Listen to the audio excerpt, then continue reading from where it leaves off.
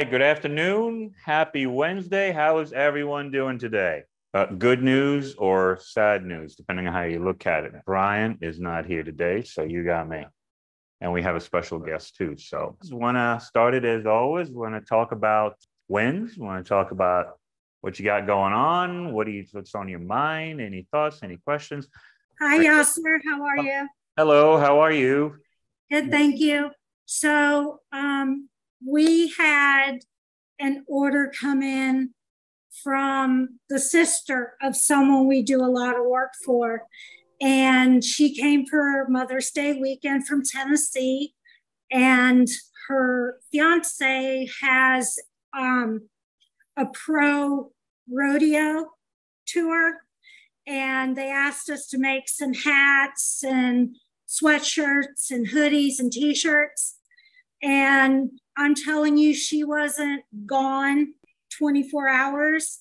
She reordered 3 dozen more hats, 7 more dozen of shirts. So we were very blessed for that. That's awesome. And that was networking, right? It was just the power of networking, connecting with others. Yes, yes. Best business comes that way. Good for you guys. Good for you. So you have the hat press, right? Obviously. Yes. Yes. I actually have a hat press, 2 heat presses, and then a little square press for onesies.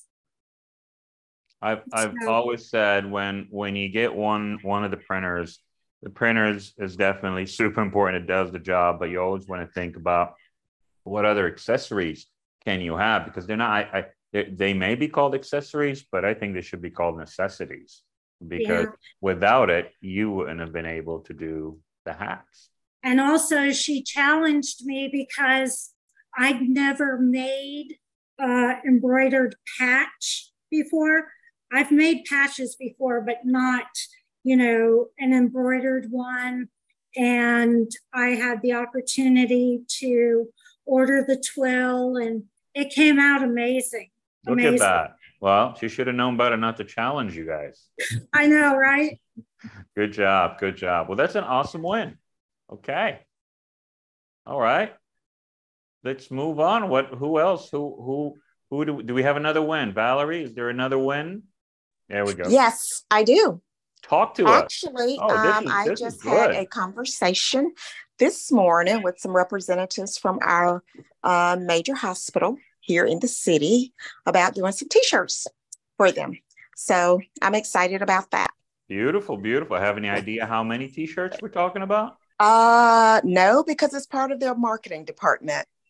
So don't have a number yet, but I'm just thrilled that I get the opportunity. Good for you. Good for you. And yes. just to keep... and then I started I'm working with another company out of Brunswick, Georgia, to start doing their marketing product. Very good. So I'm excited about that too. You got stuff going on there. I like it. And just so we can help everyone else. So we have Michael and Yvonne that was networking. How did you get these jobs? Was it also networking, or how did you go get them? How did you find them? My sister works, she's a realtor. And so I reached out to her for her company. And then the hospital, I am a chaplain volunteer there every Wednesday. So I was with them this morning, and someone told them about me and went from there. Beautiful, beautiful. You're right. Realtors always have shirts needed, jackets, all kind of things that they need to promote. So you're right, especially if you find a big company like one of the Remax, Century 21, and these big names. Yes. Yeah. So good job. Okay. Yes. I'm excited. Right. Okay. One more. David, how are you? We're doing well. How are you? I'm great. I'm great. Tell us, do you have a win? Can you share anything with us? Oh, we've been extremely busy here lately. All right. I love it. Graduation time is coming up. We have a wide format printer that we do yard signs for the graduates. During COVID, the school couldn't have a regular commencement, so they commissioned us to do yard signs for each of the graduates. and we put them right here on Main Street in the little town we live in. And we're using the OmniPrint to print the graduation pictures on pre-stretched canvas frames. And that's been real successful. That's a new item that we're offering here in the town. We also are using those frames. I guess actually we're printing more of those frames than we are t-shirts with our machine. We're in with the realtors, and we've been printing pictures of houses that they have sold, and they're using those as gifts to give to the new homeowner. That's been a real success. So, it sounds like you guys keep them busy as well. We are. We pretty much, we really don't advertise. We're in a real small town. Everybody knows everybody. And we're getting more and more business every day. So we're loving it.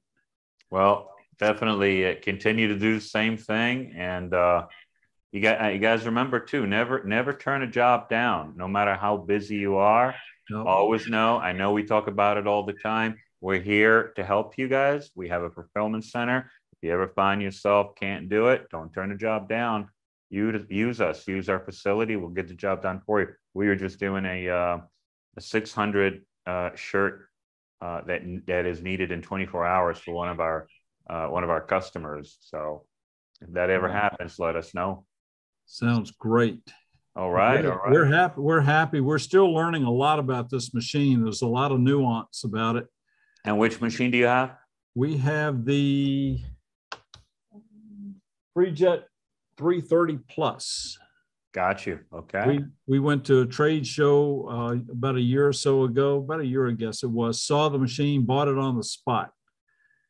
And had a chance to meet with Victor. He was there, and had a really nice visit with him. And we've been real pleased with everything. Today, we thought we'll do something really unique. We have a guest right here. He's not really a guest. He's our head of training. And Michael spends his day on the phone talking to our customers via Zoom, helping them, guiding them, training them. So naturally, he gets a lot of questions and he sees a lot of good things and not so great things, bad habits, good habits, how-tos and what-tos, and also works on the RIP and the software. So he's connected to a lot of clients on a daily basis. And we thought this was a perfect opportunity to pick his brain. So you guys might want to, this is like the PhD, the professor is going to be here. And if you have any questions, any thoughts, any like, well, I've always wanted to do this, but wasn't sure, this would be the guy to ask. So I think he has a few things that he wants to cover, share with us, show you. Maybe you know, maybe you don't, but it's really good to know. And then we can open it up for questions. So hopefully it'll be a good learning moment, and you can learn a few shortcuts or anything like that. So without any further ado, let me introduce Michael to the chat. Hello, Michael. How you doing, sir? Hi, everyone. All right. Well, let me just get set up here. I'm going to move this over. There we go. So there are a few things that I just kind of wanted to go over. Most of it is going to be changing up your image in the direct rip a little bit, just to get a little bit of a better quality or some more vibrancy in there. I'm not too sure how many times you had to go back to Photoshop and then back here. There's a few things you can actually do in the program to get something pushed out a little bit more. So I do have these images already printed, so you can kind of see what one image looks like with, let's see if I can get that up there. So this was just one image printed 4 times with our printer. I just tweaked a few things so you can kind of see how different they look. The one in one of these corners looks a little bit darker. You can see there's a little bit more lighting coming out. So I just kind of wanted to go over that and maybe some other issues that you might be having. So I'm going to share my screen over here. Okay, so I have 2 images over here. So one of the first things that I like to do is I really like to work with the environments just a bit. There are a few different environments, and you can actually use both for the FreeJet 330TX and the Plus. So for FreeJet Plus users, I do like to keep this option open. your FreeJet 330TX because of this mode right here, color media. For color media, that usually lays down a solid white underbase, and then it goes in with the CMYK. So sometimes people ask about a double white underbase and not really needing or not understanding what that is. Most of the times that's just dumping a lot of extra white, and you don't need to do that. So this one just kind of dumps a little bit more white. Just think of it like painting a wall where you do a double primer so you don't see the color of the wall come through. This will help too with dye migration. So if you have darker colors like reds, purples, oranges, greens, sometimes you might see the color of the shirt come through. So this does help with that. One of the other things that I like to do over here are these two options over here, the color strength and then the color booster. So for the strength, that's going to deal with vividness.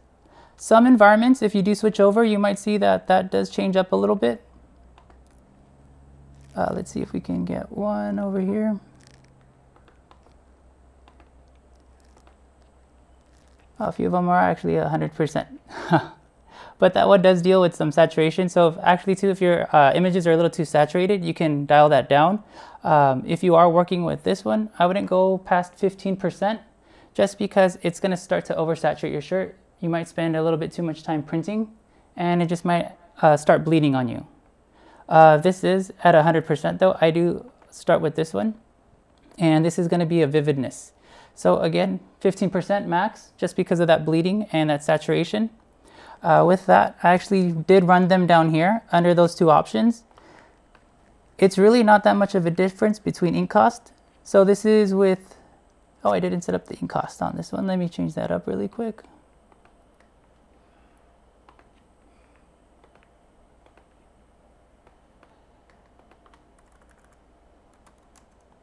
Oh, let's go with the plus.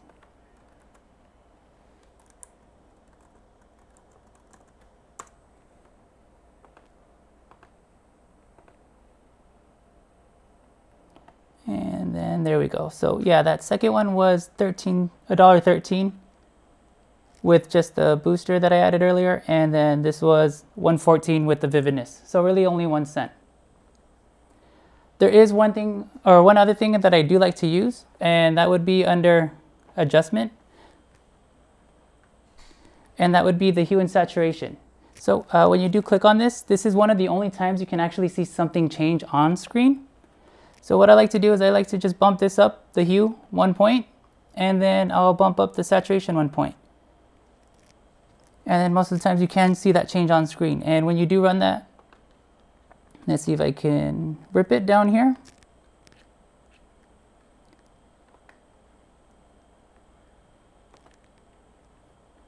And while that one goes, I'll just kind of go over that hue and saturation with this one also. But yeah, it's usually just about 1 cent or more, not too much difference. And that really does help out with some of that quality. So most of these are the vibrancy and that hue and saturation on. Yeah, the first one over here, it was just a regular image, just running it with nothing. This other one on the other side, that was the vibrancy with the color booster. The second to the bottom over here, that one was the color strength. And then that last one next to it, it was the hue and saturation. So they all kind of look different. So it does depend on what you are trying to get. If someone's coming to you and they say, oh, well, I think I can get a little bit better quality if you try something else, then you can try one of those. Most of the times though, if everything's kind of bland, I have this other shirt that I did. Oh yeah. You really can't tell that much of a difference. So that's actually when you might want to go back to Photoshop and then kind of change around that color. And then if you do need, we do have Pantone sheets where you can print that on a shirt and you can take that to the customer and say, well, if you're looking for this type of green, you can work with this color. And then you can go to Photoshop and put in that color. Oh yes, so I did print that 4 times. And then I'm not too sure if you know how to do that or move around an image. I can also show you that. Okay, so I'll start off with my environment, of course, and then I'll come over here to this QRIP window. I usually go about maybe 6 inches, 4 to 6 inches, depending on how big the shirt is, or sorry, the image is. And that's actually a good size too if you are trying to work with something like a pocket print. So I'll just bump this up just a little bit more. And then of course, select your position, print setup, select where you're sending this print. My printer's not connected, so there's gonna have nothing there. And then that's when I come over here. So I will bump this down about 1 inch or 2, and then usually this one 4 to 6 inches again. Then at that point, I do select one of those other things, maybe the color strength, the color booster. If you are working with something like this, it's actually really helpful to use that hue and saturation option. So let's say you have a customer that wanted to print this Cobra Kai at like 100 red shirts, and then they also want them on yellow shirts, but you wouldn't really be able to see them on yellow. So I do come over here and I just kind of change that over here to get something a little bit different. So you don't have to go back to Photoshop and then save that file. Or if they wanted it just on a solid white or a solid black, you can also do that here. Let's see, this one should be done ripping. So we'll go back to this one, and again, yeah, little to no change in that. It was also $1 with the hue and saturation. So those are some things that I do like to do before going back to the customer and saying, oh, well, I need you to kind of change the color, or if you want, you can work with me a little bit and then we can find out the color that you're looking for. These are really helpful. There are a few other things on here that you can work with. One thing is this highlight. So that's going to be working with the lighting in some of the image. So on these flowers, they kind of do look like they have some highlights at the ends of the petals. You can bring out some of the white while the printer is printing to kind of put some more white on the second pass. So it's just going to bring out a little bit. Again, probably not more than 15%. After that, that's when it starts bleeding. And then there's this second one over here, fuzziness. So fuzziness is going to control certain whites. If you have something close to white where it's shading, so it's like a white glove and then going into the shadowing in the glove, it's going to start messing up that one, that gray. It might turn it a little bit more whiter than you would expect. So for that too, it kind of does deal with the whole round image. I will only leave this at 15%. It's already set for most of them on 15%, but I usually leave it about there. If I do need to kind of fix it, I'll start off with the highlight and then move over here. But then, yeah, that's what in the program that you can really work with on those. Sorry, just saw a question. It says, if I'm going out of town for a week, what should I do for my print head so my print head won't clog? Usually the printer is pretty set for about a week or two. Just really depends too on how hot it's getting inside the room, how much moisture is getting in there. That's when it really kind of starts hurting the ink, and maybe your pre-treat too, if you do keep that in the same area. Usually though, the print head should be good for that week. For temperatures on ink and pre-treat, and even the machine itself, you do want to keep it between 60 and 80 degrees, and then between 45 and 65% humidity. If it gets a little too cold, or it's a little too hot or dry, what you might see is things might start evaporating, things might start settling in the lines, and then that's when it's pretty bad for the printer. So most of the times we do send out that hydrometer. It's just a little circle thing that you can stick on the side of the printer, and it lets you know how high it's getting for humidity, how low it's getting, and then the temperature change.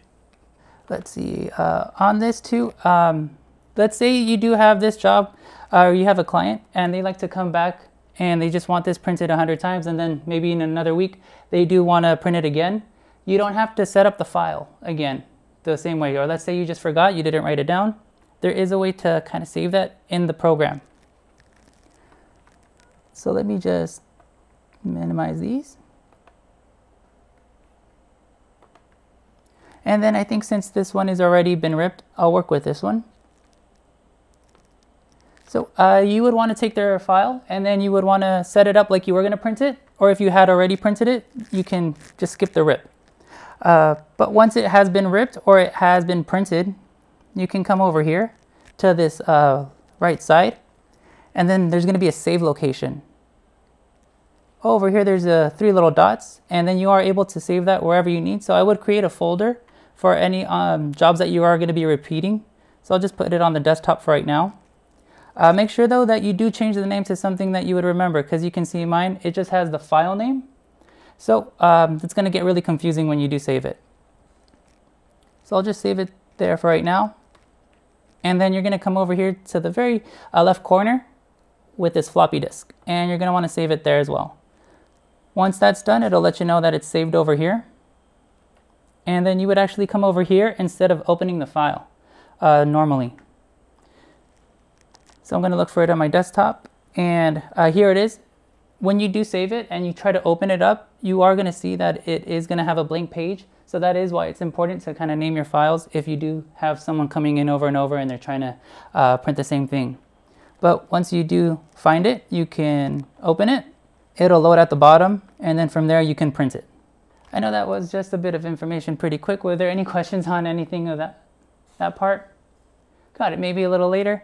So let's see, for images though too, when you are printing with this printer, there's 3 things that you do need to have set.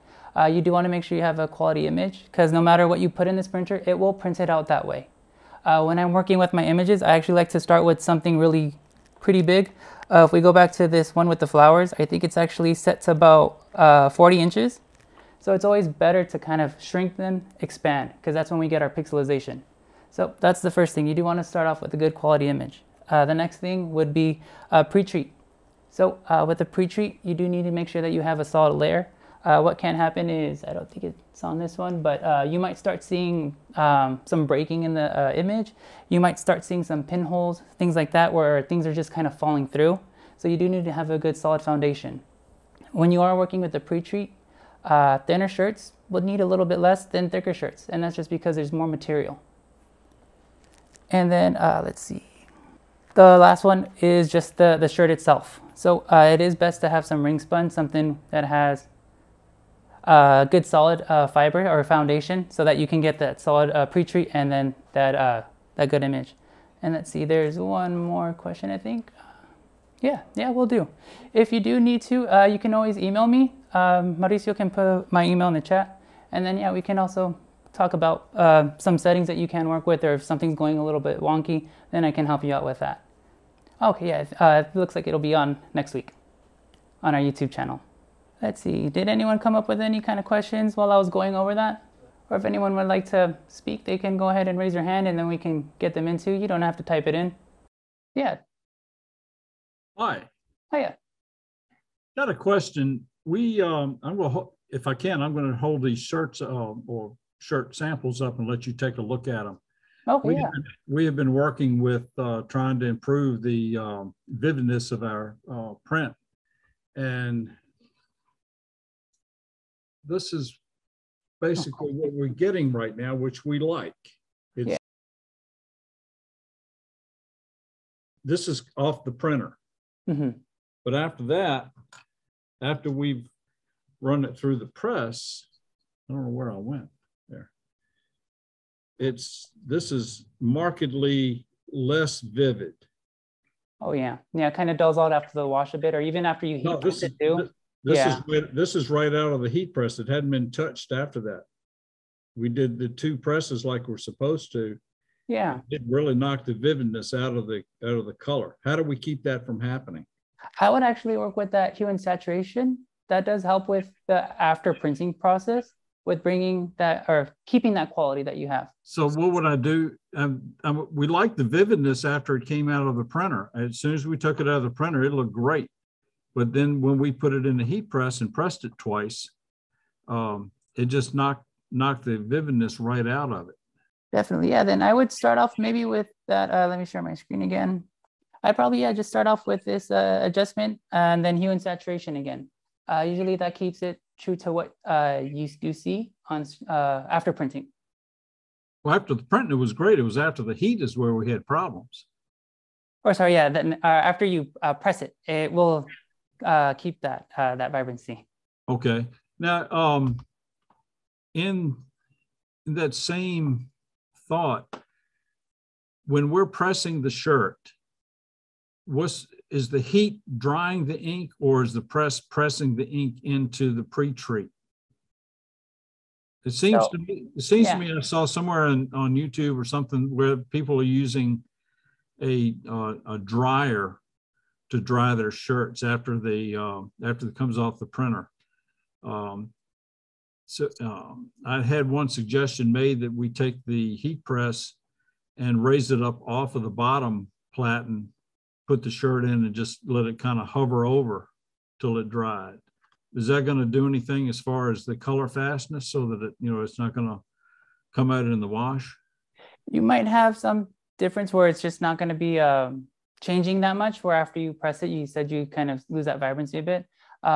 You might start to see that if you do use that conveyor dryer. I do like to use the Presto a little bit more just because it is locking the two layers together, the ink and the pre-treat. Okay. So it just kind of depends on what's coming out at the end, and then going back to maybe something on screen that I just showed you, and then kind of tweaking those little things. Okay, we'll give it a shot. But it, basically the one of them we had, we stuck at that first one I showed you, the vibrancy is still there. Yeah. We did hover it over, and we heated it 2 heats at 2 minutes each. But the platen never touched the graphic. You're pressing it at 2 minutes each? No, I didn't. I put it under the heat press, but I raised the top platen so that it's not touching the shirt. It's just providing the heat source. I will actually want to try that because I haven't tried that where it's just not touching. Right. Yeah. We did that. So it retained the vibrancy. I don't know whether you tried that or not. I'm curious as to see whether it's going to affect the quality of the shirt after it comes out of the washing machine. Yeah, that's something that I can actually do. I can try here. We do have a washer in the back, so I can get back with you maybe tomorrow or Friday. And then we can go over that. Yeah, that way you don't have to use too much of your stuff. Yeah, we're going to wash ours too, but we're trying to come up with something that will leave that vibrancy in the shirt. I mean, when it came out of the printer, it was awesome. We were elated, but then once it came out of the heat press, not so much. Yeah, that shirt that I did show you, the Dodger one, that was washed. So you can't see how different that is. And it is keeping some of that quality that you want. Yeah, well, we want to keep the quality. We've got some others that we did, and it did the same thing, and it washes great. We didn't see any diminish in the quality after several washes. But we're just trying to figure out how to keep that vibrancy in the color. Yeah, I would try then something that I did do on screen, and then I throw it in the wash, and then I can actually try that hovering that you recommended. Right. Yeah. Well, the top platen was off maybe 1/4 of an inch. It was just enough for it to just be right over top of the shirt, but not touch the shirt. A second question. What's the difference between the craft paper and the parchment paper as far as using that on your press? Is the one better than the other, or do you use each for different situations? Yeah, they are used for different things. The silicone sheets, those white sheets, they are for pressing pre-treat in. You don't want to keep using that after the pressing of just the ink itself, just because that will retain pre-treat on it. So if you keep using that over and over, it's going to push a little bit more pre-treat onto the shirt, and then that's going to start crystallizing the shirt, and you can't get rid of crystallization. Okay. So the craft paper you're using to put over top of the print when you're heating the actual graphic after it's been printed? Yeah. Okay. So craft paper after and parchment paper before for pre-treat. Yeah. Mm-hmm. Okay, cool. And then I saw Canon had his hand raised. Yeah. When you said the hue and saturation, you bumped it up one. Can you tell me which way you bumped it up? I couldn't see. Oh yeah, it was 1 point up. There are arrows. Let me share my screen again. Yeah, I just wanted to see what way you went on that. And I actually do have to delete this down over here, the jobs that I've done, because if you do go back, let's say you did forget to add this, you're not going to be able to add it. Or let's say if you did forget the white underbase choke like I did over here, that is also going to be grayed out. So I do have to delete that down here first. And since I did it a few times, I'm just going to delete all of them. But yeah, adjustment, hue and saturation. And then I bumped it up 1 point for this one. And then 1 point for this one. And then you can actually see it change on screen like that right there. Okay, thank you. Yeah, definitely. Let's see. One more thing I kind of want to go over to is the pre-treat box. I'm not too sure how many people are having problems with a pre-treat box. What I like to do with that is if I do notice that it's happening, and on some shirts, again, like reds, oranges, purples, even the grays, you might see that that pre-treat box is getting a little bit too crazy. What I do with that is when I'm pressing the pre-treat, I'll do 10-second presses instead of 20-second presses. And then just make sure that you are flipping the sheet in between. And then if it's not working after that, then what I'll usually do is I'll just lower the heat press about 20 degrees. So for cotton, you can work with 300 instead of 320. And then for polyesters, you can work with 200 instead of 220. If that's still not working for you, after the print is done, I would wait about a day, let it kind of settle back into its normal color. And then maybe take a steamer to it and just steam around the edge or that box. That should help as well.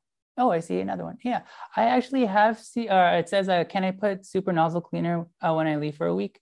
What I have seen or have heard people do too is they'll just kind of leave it overnight for a heavy production week to kind of keep things flowing a little bit better. I wouldn't leave it in too long just because it can start eating away at some of the plastics. It is a little bit more stronger than the regular cleaning solution that we use. So I wouldn't leave it for a week, the super nozzle cleaner. I would keep it with just a regular cleaner. Yeah. I wanted to go back to that box a little bit more though. With some shirts, just like the reds, oranges, greens, when you do press it, even if it doesn't have pre-treat, you will still see a box around the image or where you are pressing just because it's kind of deforming the shirt. So usually if you let it sit for a little bit, you'll see that it goes back to normal color. What I usually do is I'll press my shirts first before I even pre-treat them, just to make sure that they're super flat and that there's no fiber sticking up. And then that's when I go in and I start pre-treating. Thank you, Michael. All right, team. Hopefully this was a helpful moment. It seems like there was some good interaction. Thank you, sir. We appreciate you as always. So what we'll do is, David, your sales specialist is Marvin, I believe, correct? So he will reach out to you after this and give you some options and help you with that as well, so we can keep trying different things and also connect you with Michael if you need to. All right. Any questions, any thoughts, anything you guys want to share before we let you go? All right. Well, thank you all for coming. We will see you next week for sure, same time. And if I'm not here, if I'm not able to make it, have an amazing Memorial weekend. So see you guys.